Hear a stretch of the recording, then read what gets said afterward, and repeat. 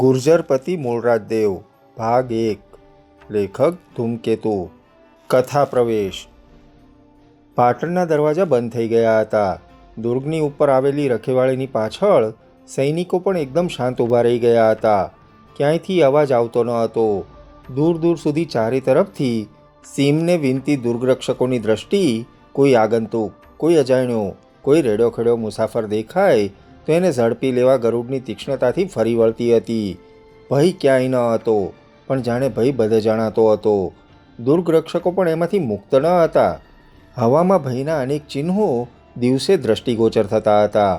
ક્યાંય કોઈ કાપાલિક જણાતો, ક્યાંક જનસમૂહમાં વિના કારણ ઘર્ષણ પ્રગટતું, ક્યાંક મદ્યપીઓ રાડારાડ કરતા ફરતા, ક્યાંક જુગારીઓના અખાડામાં શમશેરો ચમકી જતી, કોઈક ઠેકાણે નારીનું અપમાન થતા. પાટણના સૈનિકો આકાશ પાતાળ એક કરતા ત્યારે માંડ માંડ ઘર્ષણ અટકતું. ક્યાંક કોઈ જ્યોતિષી મંગળ શનિની યુતિ ભાગતો ને દેશના વિનાશની આગાહી આપતો.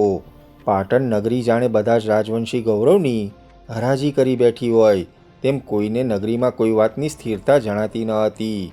દરેક માણસ ભયમાં હતો, દરેક શંકામાં હતો, દરેકને અવિશ્વાસ લાગતો હતો. કોઈ હરિદળ આવવાના સમાચાર ન હતા, છતાં બધાને લાગતું કે હરિદળ ગમે તે પળે આવે, ગમે તે દિશામાંથી આવે, ગમે તેટલું આવે અને ઘડીના છઠ્ઠા ભાગમાં જ રાજ હતું ન હતું થઈ જાય, નગરી ખેદાન મેદાન બની જાય, એવી દશા હતી. આ ભય શા માટે હતો, શાનો હતો તે કોઈ કહી શકતું ન હતું. કેવળ ભય તોળાઈ રહ્યો છે એવી હવામાં જ જાણે બધા શ્વાસ લેતા હતા. આમ તો સામાન્ય રીતે નગરીમાં શાંતિ હતી, બધે બધું શાંત જણાતું હતું.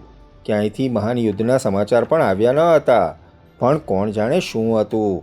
દરેકના દિલમાં એક નામ ન આપી શકાય એવી ભીતિ ઘર કરી ગઈ હતી. દરેકને લાગતું હતું કે નગરીના જાણે કે આ છેલ્લા દિવસો છે. હજી તો ચાપોદકટ રાજા રત્નાદિત્યની 27મી મૃત્યુતિથિ હવે આવવાની હતી, પણ આ 5-25 વર્ષમાં જાણે એક મહાન અદૃશ્ય પરિવર્તન આવી ગયું હોય તેમ નગરીમાં કંઈ ના કંઈ ફેરફાર દ્રષ્ટિગોચર થતા હતા. કોઈએ ફેરફાર કર્યા ન હતા, કોઈએ ફેરફાર માટેની આજ્ઞાઓ પણ કાઢી ન હતી. કોઈ એવી મોટી આપત્તિ આ વર્ષોમાં નગરી ઉપર આવી ન હતી.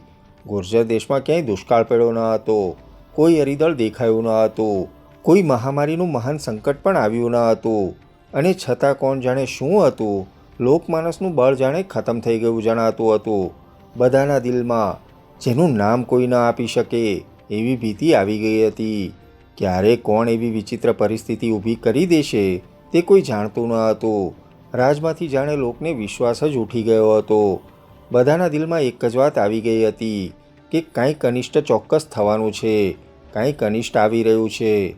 આવી આ હવા ફેલાવવામાં જવાબદાર હતો રાજા પોતે, ચાપોદકટ રાજ સામંત ચાવડો પોતે. સામંતસિંહ ચાવડો રાજગાદીએ આવ્યો માત્ર થોડા વર્ષ પહેલાં. એ વખતે પાટણ નગરી તદ્દન શાંત હતી, ગૌરવભરી હતી. બધી નગરીઓ હોય છે તેવી એ સમર્થ જણાતી હતી. એની ઉપર દ્રષ્ટિ કરનારો લોચણા ચાવવા જાય છે એવી બધાને પ્રતીતિ થતી. કોઈ એની ઉપર દ્રષ્ટિ કરવાની હિંમત ન કરે એવી એની પરંપરા હતી. ભલે રાજ નાનું હતું, છતાં એની દ્રઢતામાં બધાને વિશ્વાસ હતો. એની શક્તિ વિશે બેમત ન હતા. પણ આજે જાણે એ બધું જ ફરી ગયું હતું. કોઈ પડોશી રાજે એની ઉપર હજી દ્રષ્ટિ કરી ન હતી, પણ સૌ આસપાસના જાણતા હતા કે દ્રષ્ટિ કરવા જેવું આ સ્થળ છે. આંકડે મધ અહીં છે. માલવરાજ સિયક અને મુંજ બાપ દીકરો બંને એ જાણતા હતા. તેલપ રાજનો લાટ સેનાપતિ બારપે જાણતો હતો. કચ્છનો લક્ષરાજ લાખો ફુલાણી રાત દિવસ એ જ વિચાર કરતો હતો. છેક વનસ્થળીમાં રહેતો ગ્રાહરીપુ પણ દાવો કરતો કે સોમનાથ મહાદેવનો રક્ષક તો હું છું. પાટણપતિને હવે અહીં શું લાગે વળગે. શાકંભરીનો વિગ્રહરાજ પણ પાટણને ગળી જવા માગતો હતો. બધાને મોહ લાટનો હતો, લાટના ભૃગુકચ્છનો. ભૃગુકચ્છ જેની પાસે તે સમુદ્રનો સ્વામી. માલવરાજ જેવાને પણ થાય કે ભૃગુકચ્છ પાસે હોય તો ઉજ્જૈનનો માલ છેક પારસવ દેશમાં પહોંચે, આરબ જાય. રાષ્ટ્રકૂટો તો આરબ સાથે વેપાર કરવામાં પાવધરા. અને તેલપને પણ મોહ એ જ લાટ પ્રદેશના ભૃગુકચ્છની મોહિની બધાને. એટલે ચારે તરફ જાણે વાદળ બેઠા હતા. ઘનઘોર અંધકાર હતો. હવામાં ભયંકર શાંતિની અશાંતિ હતી. કે એ વ્યક્તિ કોણ ક્યાંથી ત્રાટકશે એ કોઈ જાણતું ન હતું. પાટણપતિ સામંત ચાપોટકત પોતાની ભ્રમણામાં તલ્લીન હતો. એની ભ્રમણા હતી કે મહાન યોદ્ધો હતો. એને દિલમાં એક ભ્રમ વળગ્યો હતો કે એનો શબ્દ પછી એ ગમે તેમ બોલાઈ ગયો હોય એ અફર હતો. એને છાંટો પાણી વળગ્યા હતા અને એ માનતો હતો કે એનામાં અપાર શૌર્ય હતું. એને ત્યાં છાંટો પાણી એના રાજદરબારનું વિશિષ્ટ ગૌરવ ગણાતું. રાજપૂતીનો અસલી રંગરાજ એ હતો. બાકી તો બધે જ ભોગળ ભાટિયા બેઠા કાં પુસ્તકો ગોખતા માલવરાજ મૂંઝ સમા અને કાં તો રેતરણમાં અપ્સરાઓ શોધતા ફરતા લાખા ફૂલાણી સમા. બાકી કોઈનામાં હવે અસલી રાજપૂતી રંગ રહ્યો જ ન હતો. સામંત ચાવડો ભ્રમ સેવતો કે રાજપૂતી રંગ હતો એક એનામાં. આ ભ્રમણાએ એની પાસે વિચિત્રતાઓ પણ અનેક પ્રગટાવી હતી. આજે એક આજ્ઞા આપે, કાલે એ આજ્ઞાને ઉથાપનારી બીજી જ આજ્ઞા સંભળાય. એક વખતે યુદ્ધ માટે તૈયારી કરે, બીજી વખતે તૈયારી વીંખી નાખે. ઘડીક આના ઉપર કૃપા વરસે, ઘડીક બીજાને નવાજી નાખે. એક પળે પોતાના બહાદુર ભાણેજ મૂળરાજમાં વિશ્વાસ મૂકે, બીજી પળે એને કાઢી મૂકવા તૈયાર થાય. એનું કંઈ ઠેકાણું નહીં.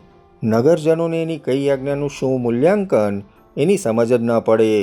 એક વખતે ઘોડા જ ભેગા કરવા માંડે, બીજી વખત એને કચ્છ કંદકોટમાં વસવા માટે ઊંચી જાતની સાંઢણીઓની લગ્ની લાગે. ક્યારેક એને મહાન મંદિર બાંધવાનું મન થાય તો બીજી જ પળે મંદિરના પથરાને બદલે પાટણ ફરતો એક નવો દુર્ગ બાંધવા માટે પથરા ભેગા થતા હોય. એની ભ્રમણાઓનો પાર નહીં, એની વિચિત્રતાઓનો પાર નહીં, એની ગર્વિષ્ઠ વાણીનો પાર નહીં, એની અશક્તિ ભરેલી શક્તિઓનો પાર નહીં. બધાના મનમાં આવી ગયું હતું કે આ માણસ રાજ ખોશે એ તો ઠીક, પણ એ પાટણ નગરીને કાં તો માલવરાજને ત્યાં વેચશે, કાં તૈલપરાજ અહીં બેઠો હશે, કાં શાકંભરી આવશે, જૂનાગઢ કે કચ્છ એને દબાવી જશે. જે નગરીને ઊભી કરવા વનરાજ યોગરાજ જેવાએ આકાશ પાતાળ એક કર્યા હતા, તે નગરીને રોળી ટોળી નાખશે. બધાને ચિંતા એ હતી. એ તો હજી એટલું સારું હતું કે સિયક માલવમાં સ્થિર થવા પ્રયત્નશીલ હતો. હજી કનોજની સામે ઉઘાડો ઉઠ્યો ન હતો. એ વખતે માધવ દામોદર માલવામાં કનોજના તંત્રપાલ તરીકે હજી હતો. હજી કાન્યકુબ્જની સત્તા અહીં બધે જ હતી. પણ સિયકની મહત્વાકાંક્ષા હતી ઉજ્જૈન નગરીમાં મહાન રાજ્યનો પાયો નાખીને સ્થિર થઈ જવાની. એટલામાં કનોજનો ગુર્જર પ્રતિહાળ દેવપાલ ઢીલો પડ્યો. ચંદેલરાજ યશોવર્માએ ત્યાં પોતાની સત્તા જમાવી અને તુરત જ માલવમાં સ્થિર થઈ. સિયકે પાટણ, સિદ્ધપુર, સૌરાષ્ટ્ર, સોમનાથ સુધી માલવરાજને લઈ જવાનું પોતાનું સ્વપ્ન ઘડવા માંડ્યું. પણ એને માથાનો મળ્યો હતો તૈલપ. હારે ને એ ન હારે. એનો સેનાનાયક બારપ લાટમાં બેઠો હતો. લાટ ઉપર બધાની દ્રષ્ટિ હતી. બધાને ભૃગુકચ્છ લેવું હતું. લાટ બધા માટે રણક્ષેત્ર હતું. પાટણમાં બધા સંચિત હતા, ચારે તરફ દ્રષ્ટિ ફેરવતા હતા, પણ ક્ષિતિજમાં ક્યાંય કોઈ પાટણનો ઉદ્ધાર કરનારો દેખાતો ન હતો. મૂળરાજદેવ હતો, એ તેજસ્વી યુવાન હતો. રાજાનો એ ભાણેજ હતો. આ એક જ જુવાન હતો જે ધારે તો પાટણમાં વ્યવસ્થા લાવી શકે, માથે તોળાતો ભય હટાવી શકે, રાજ્યનો પાયો સ્થિર કરી એને મહાન બનાવી શકે. પ્રજાને એને એકમાં કંઈ આશા જણાતી હતી. એના નામ માત્રથી પાટણ ઉપર દ્રષ્ટિ કરનારા શાંત થઈ જાય એવી એનામાં તેજસ્વીતા હતી. એ પરાક્રમી હતો. મહારાજ્ય એનું સ્વપ્ન પણ હતું. મૂળરાજને આગળ વધી લાટ સુધી જવું હતું, પણ ત્યાંનું ભૃગુકચ્છ સૌને જોઈતું હતું. અત્યારે તો તૈલપનો એક સેનાનાયક બારપ ત્યાં બેઠો હતો. પાટણની મહત્તાને ચારે તરફથી રૂંધી નાખનારી આવી સ્થિતિ હતી. અને એ વખતે જ પાટણમાં આ સામંતસિંહ ચાપોદકટ ચાવડો હતો, જે હતો અસ્થિર મનનો, અશક્ત અને અણઘડ. એનો પોતાનો કુંવર તદ્દન નાનો હતો. ત્યારે આ સ્થિતિમાં ગુજરાત કોણ સાચવે?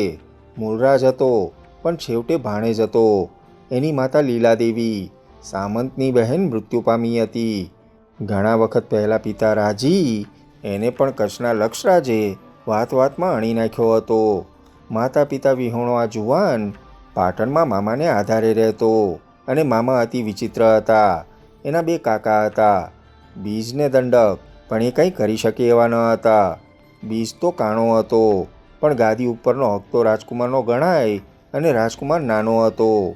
એટલે સામંતસિંહ આ પ્રમાણે ચલાવે રાખે તો છેવટે એમાંથી સર્વનાશ આવે. અવ્યવસ્થિત ચિત્તાનામ પ્રસાદોપી ભયંકર. એવી સ્થિતિ સામંતસિંહના મનની હતી. એને બોલે બંધ ન હતો, કાર્યમાં રસ ન હતો, રાજ્યમાં એનું માન ન હતું. માલવાનો સિયક આવે, તૈલપ આવે કે તૈલપનો સેનાનાયક આવે, શાકંભરીનો વિગ્રહરાજ આવે, કચ્છનો લક્ષરાજ આવે, અર્બુદપતિનો ધરણીવરા આવે, ગમે તે આવે, પાટણનું રાજ ઉપાડી લેતા એને વાર લાગે તેવું ન હતું. પણ એકબીજાની શંકાથી તેઓ આગળ વધતા અટકી ગયા હતા. પાટણની એક જ રાહત હતી, પણ આવું ક્યાં સુધી ચાલે? કોઈ પણ 2-3 ભેગા થાય ત્યારે પાટણનું શું થાય? પ્રજાજનોના દિલમાં ભય હતો. આપણું શું થશે? પાટણનું શું થશે? કોઈ મલેશને આજ તો પાટણ નહીં પડે ને? એવી હવામાં પાટણનું રાજ્યતંત્ર હતું. તે વખતે ખેરાલુમાં રાણો જેહુલ હતો. તે પાટણનો રાજભક્ત સામંત. જેહુલ રાત દિવસ વિચાર કરે, પાટણનું શું થશે? નહીં એ પોતાના હાથમાં રહે, નહીં કોઈ રાજકુમારના હાથમાં રહે, નહીં મૂળરાજદેવના હાથમાં પણ રહે, નહીં એના રાજવંશનું નામ નિશાન રહે. જો આમને આમ થોડો વખત ચાલ્યું તો એ વિચારતો હતો કે કોઈકે પણ ત્વરિત પગલાં લેવા જોઈએ, કોઈકે સામંતસિંહને ઠેકાણે લાવવો જોઈએ. પણ એ કરે કોણ? પાટણમાં તો કોઈ હતો નહીં. મૂળરાજદેવ હતો, પણ એની પડખે કોણ? કોઈ જ નહીં. અને એ એકલો શું કરવાનો હતો? પોતે ઉગાડો ઉઠે, પણ પોતાની પડખે કોઈ ઊભો જ ન રહે તો?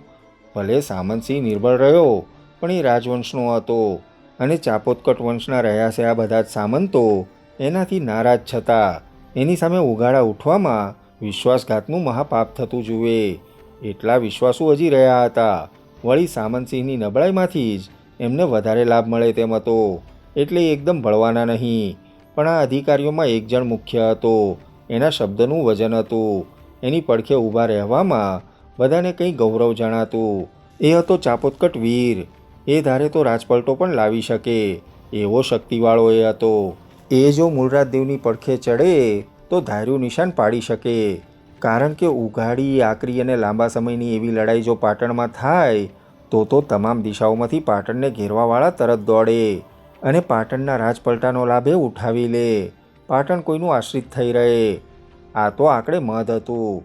એટલે ખેરાલુનો રાણો જેહુલ ચિંતામાં હતો કે પોતે અત્યારે જે પાટણનો એક મહાન સ્તંભ ગણાય છે એનું ગૌરવ પણ વહેલે મોડે નષ્ટ થશે જો તાત્કાલિક કોઈ પગલાં લેવામાં નહીં આવે તો. એણે નિશ્ચય કર્યો, એક વખત પાટણમાં વીર ચાપોદકટને મળીને આ બાબતમાં કંઈ પણ કરવું.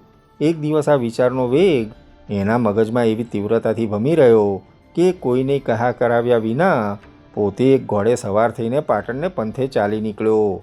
રાણો જેહુલ પાટણ આવી રહ્યો છે.